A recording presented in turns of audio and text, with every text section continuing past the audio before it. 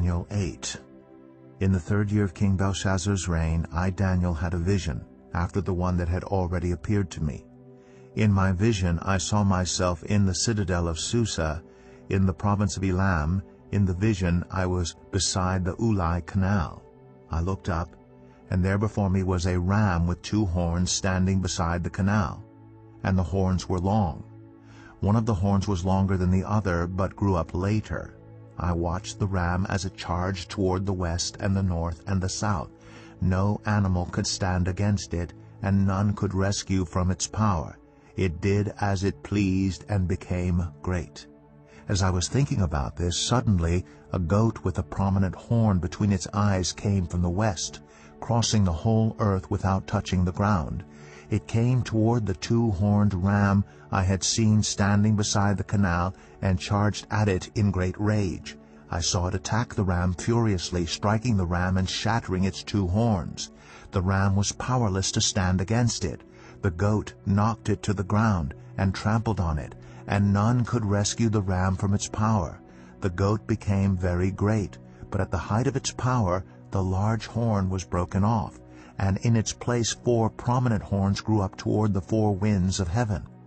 Out of one of them came another horn, which started small but grew in power to the south and to the east and toward the beautiful land.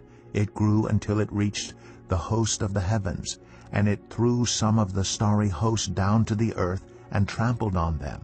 It set itself up to be as great as the commander of the army of the Lord. It took away the daily sacrifice from the Lord, and his sanctuary was thrown down.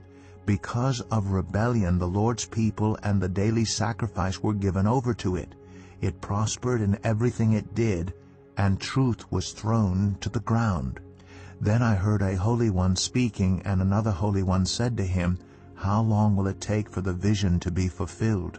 The vision concerning the daily sacrifice, the rebellion that causes desolation, the surrender of the sanctuary, and the trampling underfoot of the Lord's people.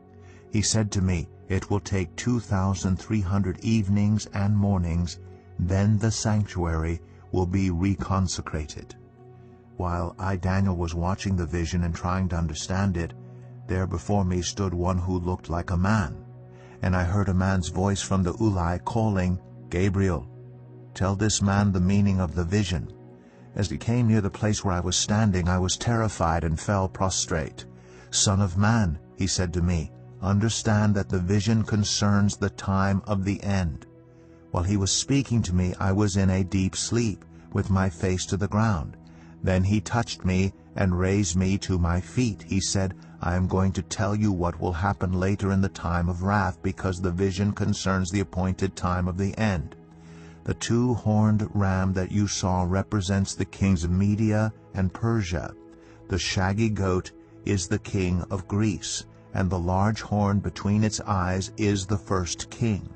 The 4 horns that replaced the one that was broken off represents 4 kingdoms that will emerge from his nation, but will not have the same power. In the latter part of their reign, when rebels have become completely wicked, a fierce-looking king, a master of intrigue, will arise. He will become very strong, but not by his own power. He will cause astounding devastation and will succeed in whatever he does. He will destroy those who are mighty, the holy people. He will cause deceit to prosper, and he will consider himself superior. When they feel secure, he will destroy many and take his stand against the Prince of Princes. Yet he will be destroyed, but not by human power. The vision of the evenings and mornings that has been given you is true, but seal up the vision, for it concerns the distant future. I, Daniel, was worn out. I lay exhausted for several days. Then I got up and went about the king's business.